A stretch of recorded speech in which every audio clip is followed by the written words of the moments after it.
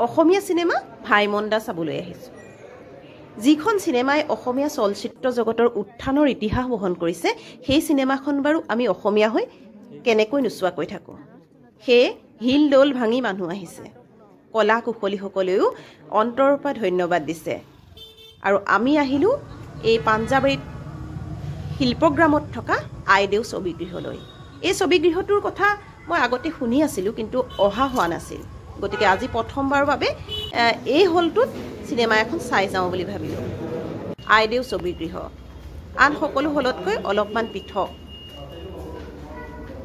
ইয়াৰ গাম্ভীৰ্যতাটো আনতকৈ অলপমান সুকীয়া কাৰণ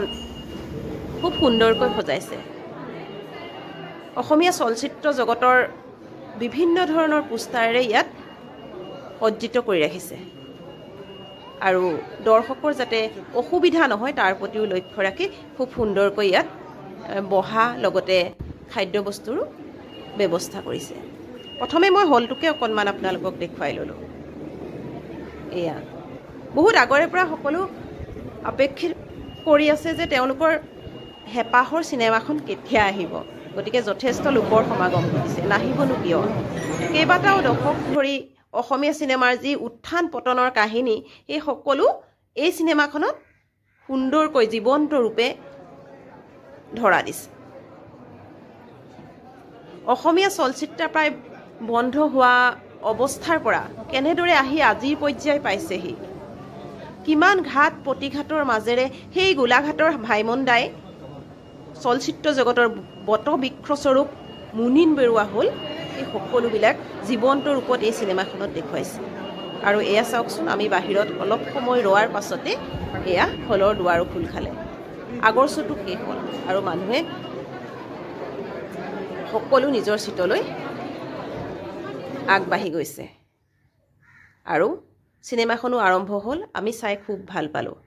প্ৰতিজন অভিনেতা অভিনেত্ৰীৰ অভিনয় সুন্দৰ আৰু এই কেইবাটাও দশক ধৰি যিসকল অভিনেতা অভিনেত্ৰীয়ে অভিনয় কৰি অসমীয়া চলচ্চিত্ৰ জগতখন আগবঢ়াই লৈ গ'ল প্ৰতিজন অভিনেতা অভিনেত্ৰীক ইয়াত দেখুৱাবলৈ চেষ্টা কৰিছে তেওঁলোকৰ ৰূপ খুব সুন্দৰকৈ আন এজন অভিনেতাসকলে তুলি ধৰিছে আৰু সকলোৱে মনত পেলাইছে প্ৰতিজন অভিনেতা অভিনেত্ৰী আৰু সেই সময়খিনিক সেই জটিল সময়খিনি সকলোৱে মনত পেলাইছে আৰু প্ৰতিজন অভিনেতা অভিনেত্ৰী কলা কুশলী এই চিনেমাখনৰ শেষত ৰাইজৰ মাজলৈ ওলাই আহিছে আৰু প্ৰত্যেককে ধন্যবাদ দিছে চাওকচোন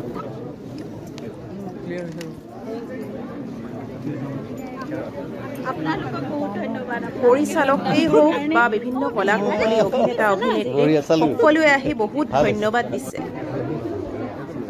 তেখেতসকলে কৈছে আপোনালোকৰ কাৰণেই আমাৰ এই চিনেমাখন সুন্দৰকৈ চলি গৈছে আপোনালোকক বহুত বহুত ধন্যবাদ এনেদৰে তেওঁলোকৰ যি ধন্যবাদসূচক মন্তব্য আমাক বহুত আপ্লুত কৰিলে আৰু তেওঁলোকলৈ ধন্যবাদ এনেকুৱা এখন চিনেমা অসমীয়া ইতিহাসৰ চলচ্চিত্ৰৰ ইতিহাস বহন কৰা এনেকুৱা এখন চিনেমা আমাক উপহাৰ দিয়াৰ বাবে আমি আৱেগিক হৈ পৰিছোঁ সেই সময়ছোৱা আমাৰ চকুত ভাহি পৰিছে তেওঁলোককো বহুত বহুত ধন্যবাদ গোলাঘাটৰ ভাইমন্দাই আহি কেনেদৰে কিমান ঘাট প্ৰতিঘাত কিমান কষ্ট সহ্য কৰি অসমীয়া চলচ্চিত্ৰৰ বটবৃক্ষস্বৰূপ মুনীন বৰুৱা হ'ল কেনেদৰে মৰি যাবলৈ খোজা মৃত্যুক এটা পুনৰ গঢ় দিলে গোলাঘাটত বন্ধ হৈ যোৱা চিত্ৰলেখা হলটো কেনেদৰে পুনৰ জীৱিত কৰি তেওঁৰ জন্মৰ ঠাই তেওঁৰ নিজৰ ঠাইডোখৰৰ মানুহখিনিক চিনেমা দেখুৱাবলৈ চেষ্টা কৰিলে সকলোখিনি